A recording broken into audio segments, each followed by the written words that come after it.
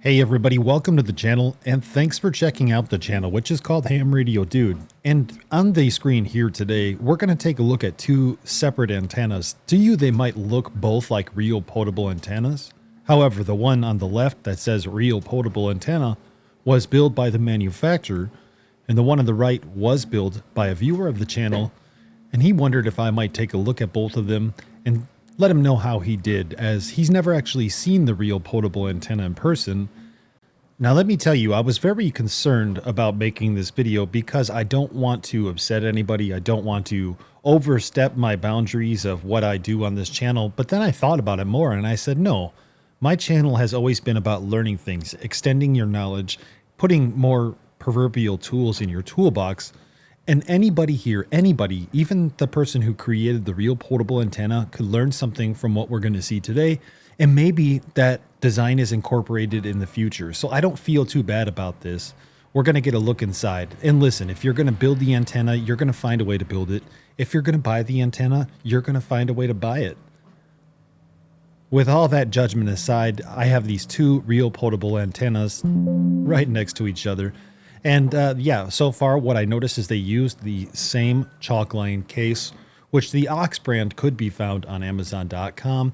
And they also use the same small black box, but I noticed that the homemade one from ICEMAN, well, that is using a BNC, and that has me a little bit curious. Now remember, ICEMAN said that he never really saw the inside of a Reel Potable antenna, so some of these things he kind of winged it or found a way to make it work, and I'll be curious to see what's inside. Visually, these are about the same minus that BNC. We'll talk about the details in specific a little bit more later, but I put this on the scale and it's at 15.32 ounces. I should mention that the wire does still need to be trimmed to be resonant on certain frequencies for the end-fed half wave. Whereas I noticed that felt a little bit heavy, the Reel Potable antenna weighed in at right about 13 or 13.5 ounces.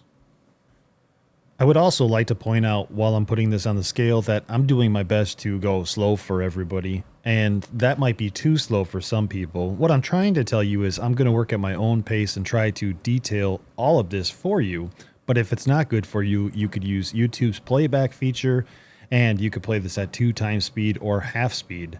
And that's a lot easier than leaving a nasty comment. So with that, we know about 13.32 ounces for the Reel Potable antenna. And what we're going to call the ICEMAN antenna with the BNC, it's about 15 or so ounces. So there is a little bit of a weight difference. I think you're going to see why here shortly.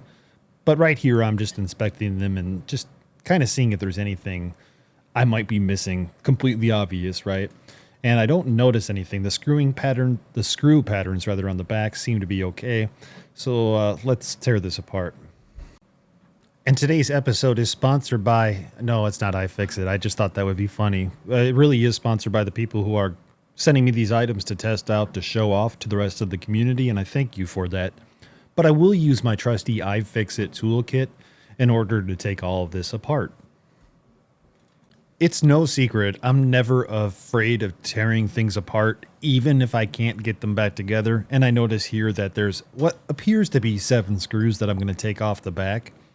Now, the way this case works is the black case holds the toroid, and the blue case holds, well, the actual wire for the antenna and the reel to unspool the antenna, like a chalk line, because it's a chalk line.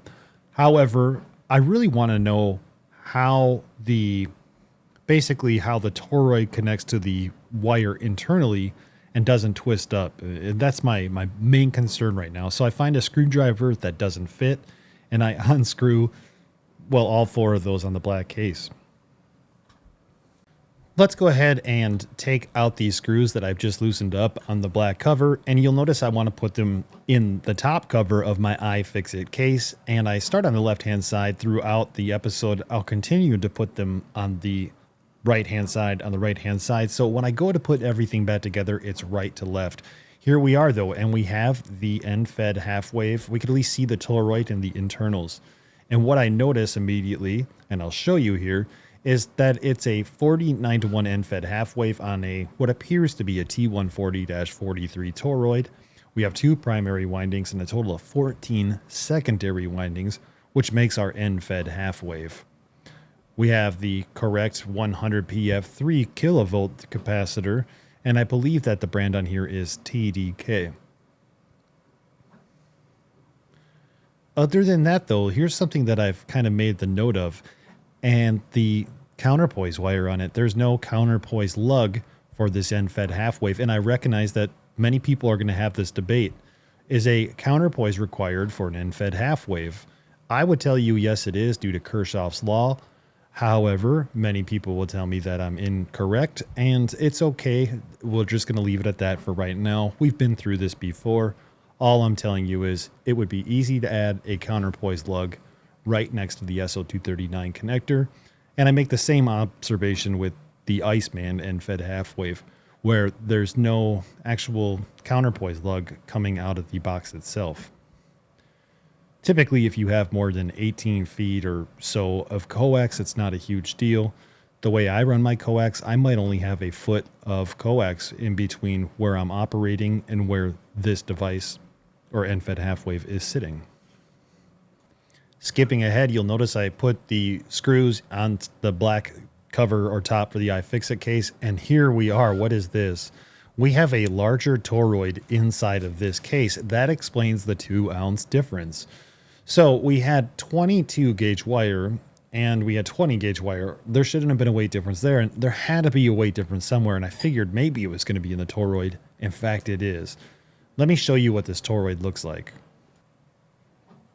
The larger toroid is known as the 2643251002, which I'll link below for you, but it has about 3 times the mass of a T140-43 toroid. What does that mean to you? Well, if you're planning on running 100 watts or more on sideband, or even like more than 70 watts on digital, you're going to want to, and 70 is a really generous number, by the way, you're going to want to update the toroid or upgrade the toroid. Yes, you could use a T240-43, but it would not fit in this case. So this toroid in particular really fits into this case well. And now all I'm doing is I'm counting the turns again. So I have 2 primaries that are wrapped around the secondaries, and that just basically means that we have 2 turns already, 2 on the primary, 2 on the secondary, and I count the rest of the turns, and I'm counting every time the turn goes from the inside to the out. A total of 14 secondaries. So real briefly, I have a whole video and episode about how you calculate the number of turns squared to get the whole ratio of what this is. So this is a 49-to-1. 7 squared is 49. But regardless, yeah, this is pretty remarkable. And I almost don't wonder, what can we do right here? Well, yeah, here we go. We take a look at the inside of both of these black cases. And with the Reel Potable antenna, you might notice some black glue, in particular in the middle of the toroid, as well as a little bit on the toroid. Now, initially, I'm thinking, maybe that's just holding the toroid into place. And it probably is partially, but also I noticed the magnet wire goes under that black tape. Whereas if we take a look here at the ICEMAN POTA, or the ICEMAN end-fed half wave, it's hard to see, but there's a screw in the middle. And so there might be a difference here. Also, the zip tie around the toroid, meaning the toroid is zip tied internally. So we're already seeing some differences that might mean something, especially with that magnet wire going under the glue. If you see the video skip ahead every now and then or kind of jump, it's not you, it's me. And I do that so you don't have to watch me figure out for 3 hours what I'm going to do next. I did finally decide, though, that I'm going to remove the 4 screws on each of the chalk line cases. Removing these screws should allow me to see inside of the chalk line and see how the toroid is connected to the wire. Speaking of wire, I already mentioned that it's 20 gauge for the Reel Potable antenna and the ICEMAN is 22 gauge, but I should also mention that they're both BN Go or some sort of silicone wire. So that BN Go is pretty decent wire. Sometimes over time it'll stretch and you might need to retrim it.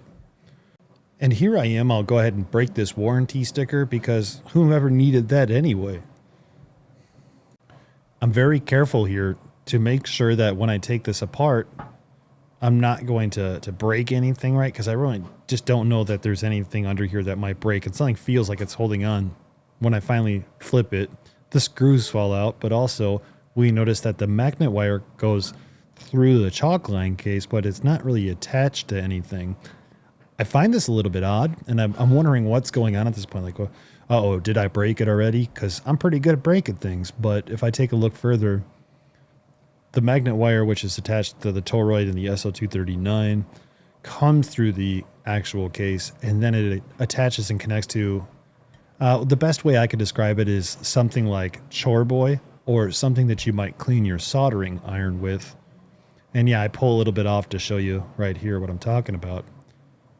It's really interesting. Anyway, I'm just really fascinated by how packed that Chore Boy is, and we'll take a look further at that in just a little bit here. I go ahead and I take the reel off. I'm just kind of curious. Obviously, the wire is wound onto the reel. We're going to take a look further at the inside of that Chore Boy in just a little bit, but let's take a look at the ICEMAN end-fed half-wave, and I'm really kind of curious at this point to see how he does it. And I heard you in the comments, so I went ahead and I fast-forwarded it so you don't have to see me unscrew the case. The case is unscrewed, and I go to open this up, and I'm being very careful because I don't know how this was made. I'm really curious to know, especially because he's never actually seen the inside of a Reel Potable antenna either. And just taking a look at it now, I'm like, okay, how can I make sure that I get everything apart without breaking anything? Let's fast forward here. Fast forward, we're unspooling wire. I want to unspool the wire to see how it's connected. Here I am, I'm thinking I'm going to have a shortcut. I'm not going to disassemble this whole thing. And basically, I'm just going to be able to see how it's assembled and tell you, hey, it's assembled. But I realize at this point that I just really want to make sure that I do tear it all apart. And so we're going to get a kind of a first look here at how the wire is connected somewhere. And I can see right here, it's soldered on to the reel itself, which doesn't make any sense. You'll be able to see later how it's connected a little bit better. But basically, a slot was cut on the inside of the reel, which allows you to connect to what appears to be a screw of some sorts. And I promise you will get a better view.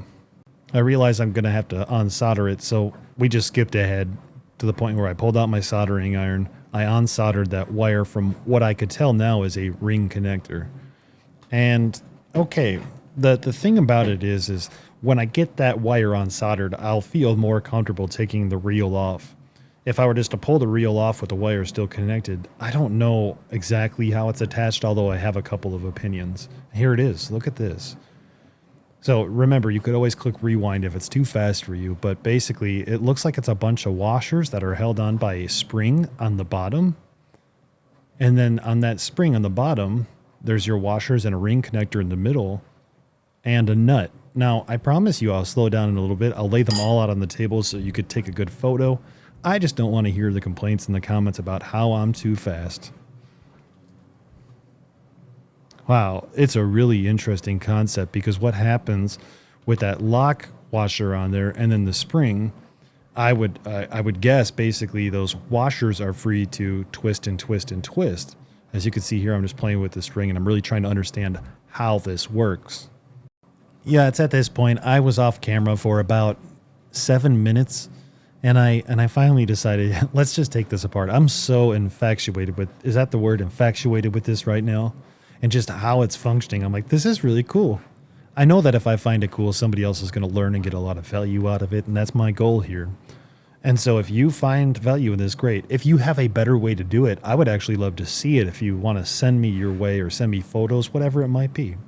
Let's fast forward again, and here I am. I got to give you a huge warning right here. When you don't know if something is spring-loaded or not, don't do what I'm doing right here. and I mentioned that because I've been talking about how I thought maybe it was spring-loaded, but then I just unscrewed this without being cautious that if I did unthread it, all of a sudden those washers would fly everywhere as well as the ring connector. I'd probably lose some stuff. Also, though, I should probably mention that I don't really recall if there was tension when I was unscrewing the nut or not. I suspect there wasn't.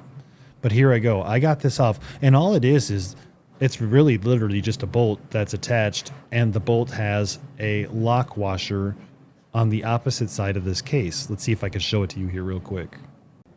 Here it is. You can see that there's a nut on the bolt, and therefore internally on the case, there's a ring connector that hooks up to the magnet wire. The ring connector doesn't turn, the bolt doesn't turn. Everything on the bolt that you see on the desk right now is what turns. And let's take a look at each of the parts right now together as we put this back together, and let's hope we can get it back together. I have the bolt back through the chalk line case. Everything I'm going to put back on now is the opposite way that we took it off. So we're going to start with the spring, and then we're going to work, guess what, right to left. If you'd like to, and if I'm too fast for you, you could always rewind and pause it so you could see the order. But basically it's the spring, and then it's this really unique washer. This washer can only go on one way, and that's with the bearing groove facing up, because the next part we're going to put on is the bearing, and we need somewhere for that bearing groove to go. So don't lay it with the flat side up, lay it with the groove side up. And of course, we're all going to have difficulties getting those little small washers back onto the bolt, but here it is. This bearing washer is really unique. I've never seen anything like it before. I would love to know where that comes from or what it is, and if you know, let me know in the comments below. After the bearing washer, I'm going to go ahead and I'm going to put one of those groove washers back on with the groove facing down. Then I have a ring connector, and then guess what? It's going to be another one of those groove washers that faces up, then a bearing washer, then a groove washer facing down. That's what makes up everything. Of course, we need to put on the lock nut now. And of course, obligatory for me to drop it about 4 times. There we are. I'm just going to tighten this down, and then we'll test it out. And I know it's not the best angle. There it is, though. That's how everything looks with that spring connector, and it's ready to go. It's nice and tight on there. I'm going to go ahead now at this point, and I'm going to put the reel back on or inside of the chalk line. Before I do that, though, it's important that I go ahead and I take the BNTECO wire and I basically tie a knot on it, and that's for strain relief. It protects that solder that we're going to do with the ring connector. If you pull the wire out too fast, which you'll see here in a minute, the soldering job won't disconnect rapidly from the ring connector. So that's why we're tying that strain relief knot in. And then we'll put this back on top. We'll line it all up so that the ring connector is facing the slot that was cut out. And then we're going to solder on the wire. While I solder on this wire, my apologies that it's not centered on the screen. It's just very difficult to be able to manage all of this stuff. And I wasn't going to unsolder it just so you guys could see it centered into the screen. So soldered the wire onto the ring connector. We got it. Let's see how this turned out. Let's fast forward about a minute. I now have the wire soldered on, and I'm just going to go ahead and reel this up and pull the wire a couple of times, maybe even a little bit aggressively. And the reason for this is what I mentioned a moment ago. I want to make sure that that knot is going to keep, and more importantly, the solder job on the ring connector is going to stay, so I'm not out in the field and I lose connectivity. It looks good to me, so I'll just go ahead and get this all assembled back up and not forget that small little part that you just saw. The case went back together relatively easy. Just a couple of things to note.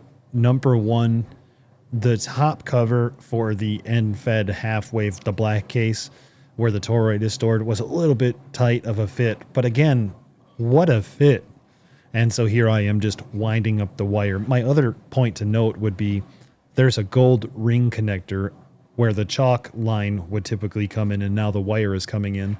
Make sure that you put that back on before you close the case up. Otherwise, you'll have to take apart the case again to get it in the right spot.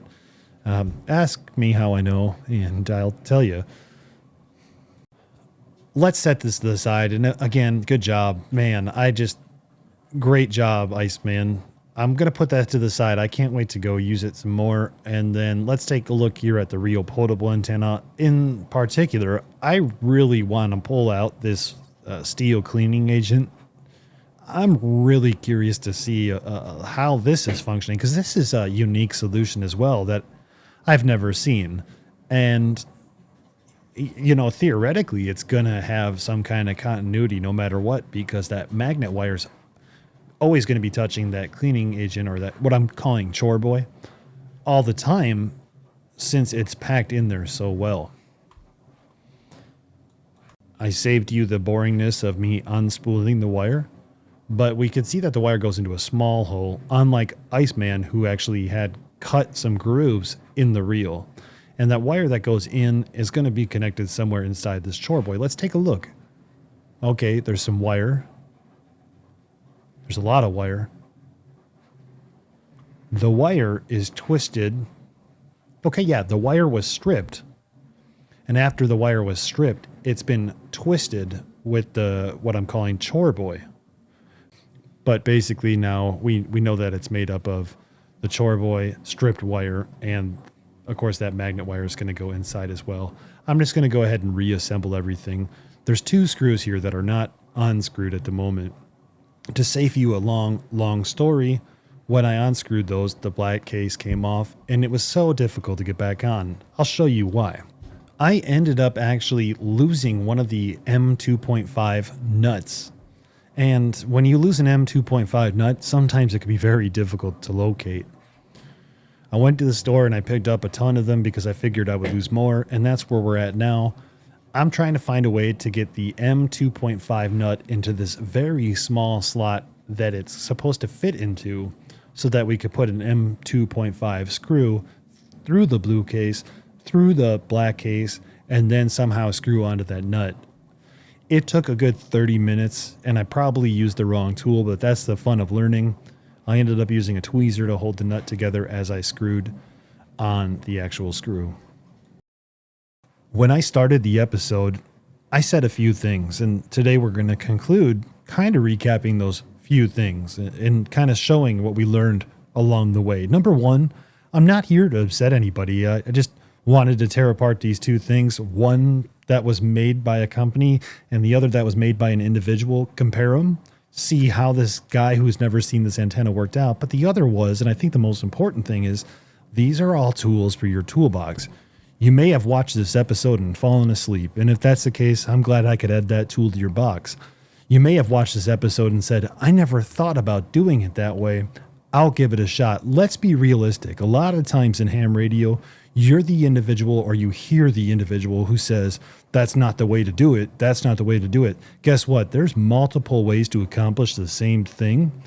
And who am I to tell anybody that if it works for you, that it's right or wrong? Instead, there's insight now of different tools you could add to your toolbox, so that when the time comes, maybe you're out in the field and you have a loose connector, but for some weird reason, and I don't want to know, it's not my business, you have chore boy in your car. Then all you have to do is go grab the chore boy and complete the continuity to finish an activation, or maybe even worse, call for help. My point is you could watch this episode at its face value and just be like, or you could be thinking like, how would I implement that? How can I implement it? And that's my goal while I build these antennas. I think that that's the coolest thing, is how could I implement this into my next big build? So, hey, thanks for watching the channel. I'm going to take 3 hours to get the rest of this case together before realizing that I didn't put the little door on the chalk line reel, and then I'm going to do it again. But you don't really need to see that. And, well, if you haven't already, maybe consider liking, commenting, and subscribing. Thanks, and take care.